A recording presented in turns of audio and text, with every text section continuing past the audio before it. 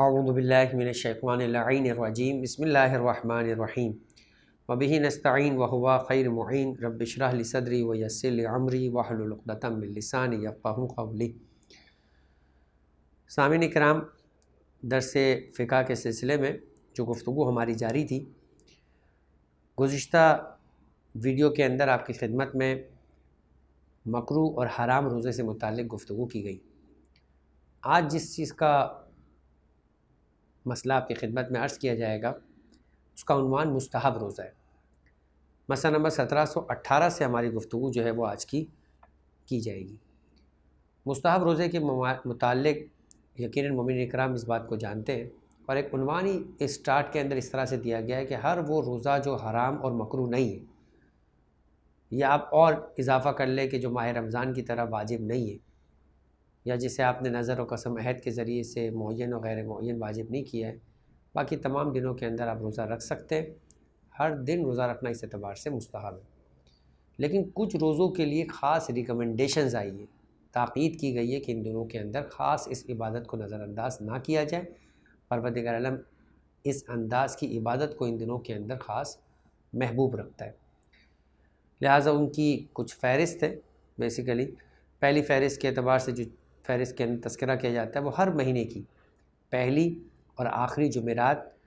اور پہلا بدھ، یعنی 3 روزے۔ یقیناً آپ لوگوں نے وہ روایات بھی سنی ہوگی کہ جب پیغمبر اکرم حضرت محمد مصطفیٰ صلی اللہ علیہ وآلہ وسلم نے اصحاب کرام کے درمیان یہ سوال بھی کیا تھا کہ تم میں کون ایسا ہے جو سارا سال روزے سے رہتا ہے۔ دیگر سوالات بھی تھے کہ کون ایسا ہے جو پورا ایک دن میں پورا ختم قرآن کرتا ہے، کون ایسا ہے کہ جو ساری رات جو ہے وہ عبادت کیا کرتا ہے۔ تو وہاں پر سلمان فارسی نے کھڑے ہو کر یہ کہا تھا کہ میں سارا سال جو ہے وہ روزے سے رہنے کا عمل انجام دیتا ہوں۔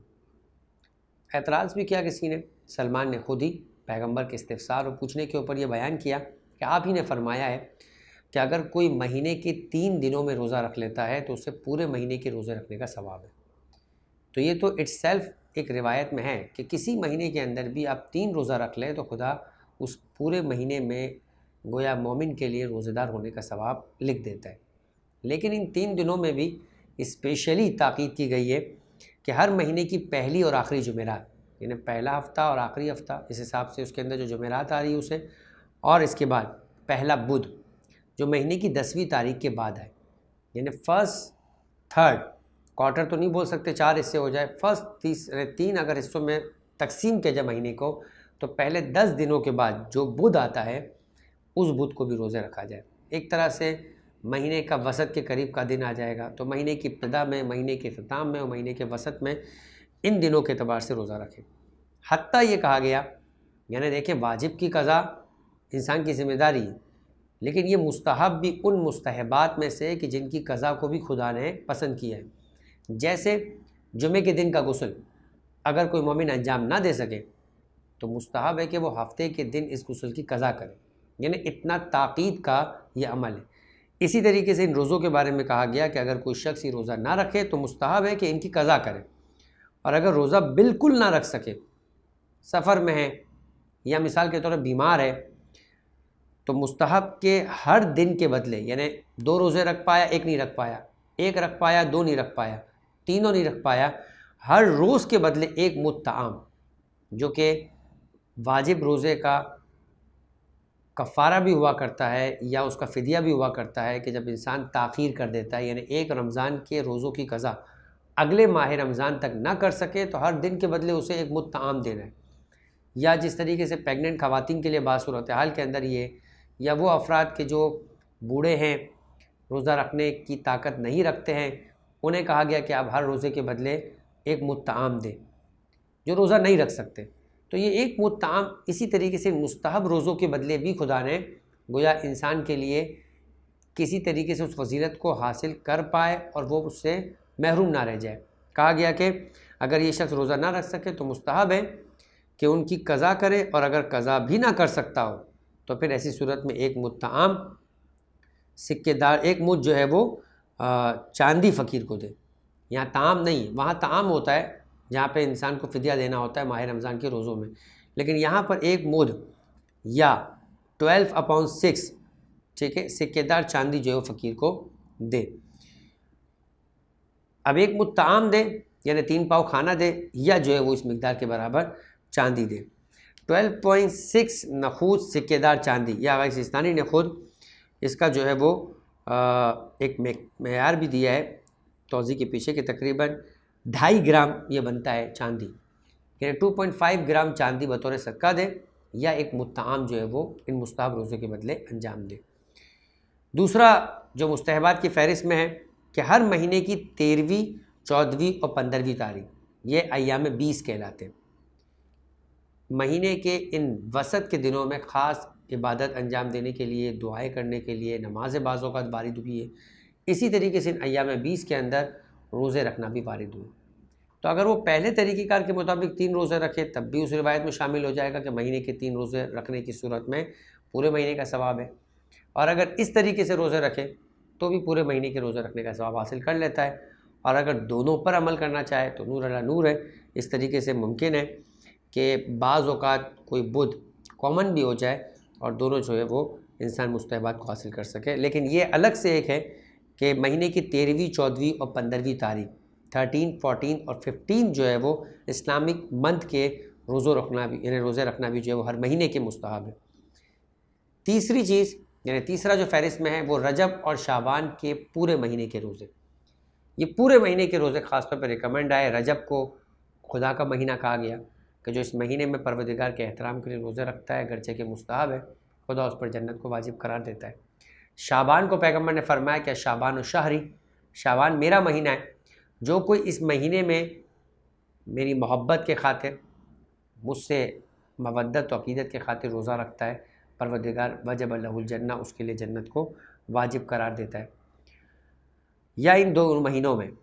پورے 2 مہینے روزہ نہیں رکھ سکے 60، یا ایک میں 30 ہے تو ایک میں 29 ہے، یا دونوں میں 29 ہے، کہا پھر جس قدر روزہ رکھ سکے. یعنی ایک مومن کی اپنی چھوٹ اور اپنی ذمہ داری پہ قرار دیا، 3 رکھے، 4 رکھے، 5 رکھے، 6 رکھے، 7 رکھے، جس قدر وہ اس پروردگار عالم کی رحمت کے سلسلے کو خدا کی جانب سے افورڈ کر سکتا ہے، اویل کر سکتا ہے، تو وہ جو رکھے. یعنی حتیٰ یہ کہا گیا کہ خواہ ایک دن ہی کیوں نہ ہو مگر کوشش کرے کہ رجب کے روزے اس سے ضائع نہ ہو. یہاں تک کہ شیخ عباس قمی نے وفات الجنان میں رجب کے مہینے کے باب میں جہاں رجب کی فضیلت کو بیان کر رہے تھے کہ رجب جو ہے وہ خدا کی مثلا جنت کی ایک نہر کا بھی نام ہے، پھر اس بات کو بھی کہا کہ یہ پروردگار عالم کا مہینہ ہے، پھر یہ کہا کہ رجب جو ہے وہ مہینہ ہے کہ امام نے راوی کو یہ کہا کہ تم نے کیا رجب کے روزوں کو انجام دیا ہے. آخری رجب کے دن گزر رہے تھے، راوی نے کہا نہیں. فرمایا کہ تم نہیں جانتے ہو کہ تم نے کس ثواب سے محروم ہو گئے ہو، کیا فائدہ اور کیا خدا کی جانب سے ملنا تھا جس کو تم ضائع کر چکے ہو. راوی شرمندہ ہوا اور اس بات کو اس نے محسوس کیا، کہا کہ کیا میں ان آخری دنوں میں روزہ رکھ سکتا ہوں؟ تو امام نے پھر پورا وہ سلسلہ بیان کیا کہ اگر کوئی رجب کا ایک روزہ بھی رکھ لیتا ہے تو خدا اسے موت کے وقت کی سختی سے محروم بچا لیا کرتا ہے. پھر پل صراط سے گزرنے کا سلسلہ، پھر جنت کے اندر جہنم سے برات نامہ مل کر 3 روزوں کے لیے جو ہے پروردگار عالم قرار دیتا ہے. اس طرح کی کئی روایات ہیں جو رجب کے روزوں کے سلسلے میں خاص تاکید جو ہے وہ کیا کرتی ہے. تو اگر ایک دن بھی کسی کو مل جاتا ہے تو وہ ضائع نہ کرے اور اس کو ضرور اویل کرے. فہرست کے اعتبار سے چوتھا دن عید نوروز کے دن کا روزہ. عید نوروز وہ ایک عید ہے کہ جو عام طور پہ مارچ کی 21 تاریخ کے قریب جو ہے وہ منائی جاتی ہے. تو کیلنڈرز کے اندر، اسلامک کیلنڈر کے اندر اس بات کا تعین بھی کر دیا جاتا ہے کہ آج نوروز کا دن ہے، نوروز کے اعمال ہے، باقاعدہ نوروز کے دن روزہ رکھنا مستحب ہے. ایک اس اعتبار سے کہ یہ مجوسیوں کا دن تھا، زرتشتیوں کا دن تھا، وہ الگ انداز سے اس کو مناتے ہیں. اس کا کلر ہے، اس کا کوئی خاص کھانے کی چیزیں ہیں اور وہ سفرہ لگانا ہے، وہ سب اپنی جگہ، اس کا اسلامی اعمال سے کوئی تعلق نہیں. لیکن اسلام نے بھی اس دن کو اس اعتبار سے کہ عبادت کا دن ہے، روزے کا دن ہے، اعمال کا دن ہے، اور یہ وہ دن ہے کہ اس کے اندر بعض روایتوں میں اس بات کا اشارہ بھی کیا گیا ہے کہ انسان کے لیے خدا اس کی دعاؤں کو قبول کیا کرتا ہے. زمین کی تحویل کا بھی وقت ہوا کرتا ہے، یعنی گویا ایک طرح سے نئے سال کی ابتدا ہو رہی ہے تو زمین اپنی گردش کی ابتدا کرتی ہے. اس کے بعد 5ویں فہرست کے اعتبار سے شوال کی چوتھی سے لے کے 9ویں تاریخ تک روزہ رکھنا، یعنی یہ وہ روزہ ہے کہ جو عید کے بعد، عید کے 3 دن گزر جائے، اس کے بعد یہ شوال کے 6 روزے گویا، جس میں 4، 5، 6، 7، 8، 9 یا ایام ستہ باقاعدہ کہا گیا ہے کہ اگر کوئی ان 6 دنوں میں روزہ رکھتا ہے تو ایسا ہے کہ جیسے اس نے پورا سال روزہ رکھا ہے، اسے یعنی گویا صائم الدہر کا جو ہے وہ عنوان دیا جاتا ہے۔ چھٹی جو فہرست کے اعتبار سے روزے کے سلسلے کے اندر مستحب کی فہرست میں آتا ہے وہ ہے ذیقعدہ کی 25 اور 29 تاریخ۔ ذی الحج سے پہلے اسلامی سال کا 11واں مہینہ ذیقعدہ ہے جو ابھی چل رہا ہے، اس وقت جب ہم اپنے اس سلسلے کی ریکارڈنگ کرا رہے ہیں تو اس یہ بھی ذیقعدہ کا مہینہ ہے اور اسلامی سال کے اہم مہینوں میں شمار ہوتا ہے، اور یہ وہ مہینہ ہے کہ جس طرح سے رجب، ذیقعدہ، ذی الحجہ اور محرم، یہ 4 جو ہے وہ اشہر الحرم کہے جاتے ہیں، یعنی قابل احترام مہینے، جن مہینوں میں کفار بھی جو ہے وہ جنگ کرنے سے اپنے آپ کو بچاتے تھے، کیونکہ یہ وہ خاص مہینے جو خدا کی نگاہ میں قابل احترام ہے۔ حتیٰ یہ کہ پروردگار عالم نے غالباً سورۃ توبہ کے اندر اس بات کا تذکرہ بھی کیا کہ ان مہینوں کو جو پروردگار عالم نے 12 قرار دیا ہے، یہ بھی خدا کی جانب سے تعیین ہے، اور اس میں جو قابل احترام مہینے ہیں وہ تعین بھی پروردگار عالم کی جانب سے۔ تو ذیقعدہ گویا رجب کے بعد محترم مہینے کے سلسلے کا جو آغاز ہوتا ہے وہ ذیقعدہ سے، اور یہ مشکلات کے خاص حل کرنے کا مہینہ بھی کہا جاتا ہے، خاص خدا کی بارگاہ میں عبادت کا مہینہ ہے۔ تو اس مہینے کی 25 تاریخ، 25 ذیقعدہ اور 29 تاریخ جو ہے وہ روزہ رکھنے کے لیے ریکمینڈیڈ ہے۔ اس کے بعد ذی الحج کا مہینہ ہے، فہرست کے اعتبار سے 7واں جو روزہ مستحب ہے، ذی الحج کی 1 تاریخ سے لے کے ذی الحج کی 9ویں تاریخ تک، اسے لیالی العشر کا بھی عنوان دیا جاتا ہے۔ یہ 10 راتیں بہت اہم ہیں، ان میں پہلا روزے سے لے کے، یعنی پہلی ذی الحج سے لے کے 9ویں ذی الحج یوم عرفہ تک روزہ رکھنا مستحب ہے۔ البتہ یوم عرفہ کے سلسلے میں اسے یوم الدعا بھی کہا گیا ہے، یہاں تک کہ چوتھے امام نے عرفہ کے میدان میں ایک سائل کو لوگوں سے سوال کرتے ہوئے دیکھا تو فرمایا کہ کتنے کم نصیب ہو تم کہ آج بھی لوگوں کے سامنے اپنے ہاتھ کو پھیلائے ہوئے، جبکہ یہ وہ دن ہے کہ اگر ماں اپنے شکم میں موجود بچے کے لیے بھی دعا کرے تو خدا اس بچے کو بھی سعادت مند پیدا کرے گا۔ خاص یوم الدعا ہے۔ اس دن میں یہ کہا گیا کہ اگر روزہ رکھنے کی وجہ سے انسان اپنے اندر کمزوری محسوس کرے اور دعا میں کمی آ جائے گی تو روزہ رکھنا مکروہ ہے، یعنی کم ثواب ہے بنسبت اس کے جو ہے وہ روزہ دعا کرنا زیادہ ثواب ہے۔ تو 9ویں ذی الحج میں دعا ریکمینڈیڈ ہے، روزہ اپنی جگہ پر مستحب ہے، لیکن اگر آپس میں تقابل آ جائے کسی اعتبار سے کہ روزہ رکھے یا دعا مثال کے طور پہ اس میں زیادہ اہتمام کرے تو دعا کا زیادہ اہتمام پروردگار عالم نے پسند کیا ہے، اور 8 ذی الحج تک تو بہرحال یہ متواتر روزے رکھنا جو ہے وہ مستحب ہے۔ 8ویں فہرست کے اعتبار سے عید غدیر 18 ذی الحجہ سال کی، بلکہ اس کائنات کی سب سے بڑی عید جو ایون زمین پر بھی منائی جاتی ہے اور آسمان کے اوپر بھی منائی جاتی ہے، یہ وہی واحد عید ہے۔ باقی کسی عیدوں کے اندر عام طور پہ عیدی دینے کے اعتبار سے جو ہمارا کانسیپٹ ہے عید الفطر میں دیا جاتا ہے ہمارے کسٹم اور رواج کے مطابق، اسپیشلی ہندوستان اور پاکستان کے رواج میں، لیکن شریعت کے اعتبار سے جو روایات میں عیدی دینے کا کانسیپٹ ہے وہ عید غدیر میں، کہ اس دن دیا جانے والا 1 روپیہ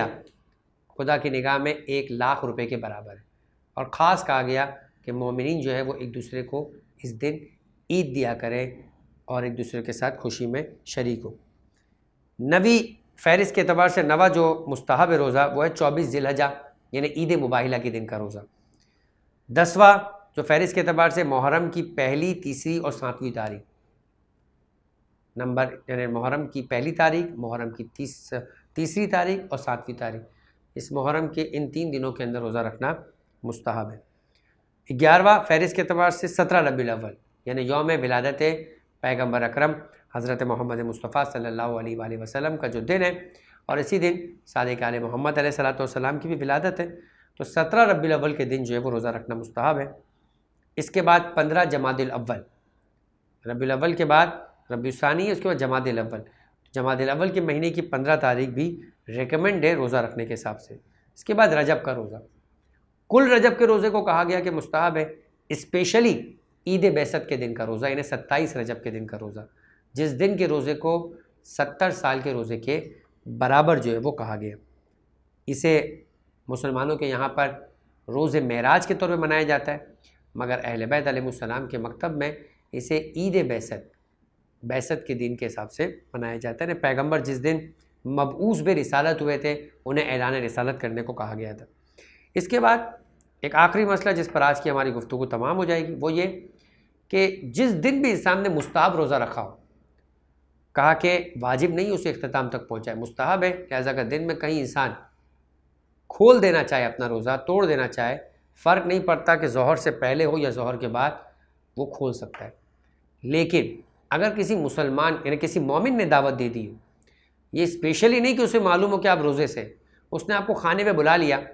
تو مومن کے دسترخوان کا یہ احترام خدا کی نگاہ میں کہ پروردگار اپنی عبادت کو قربان کرنے کو کہتا ہے اور مومن کی دعوت پہ لبیک کہنے کو کہتا ہے، بلکہ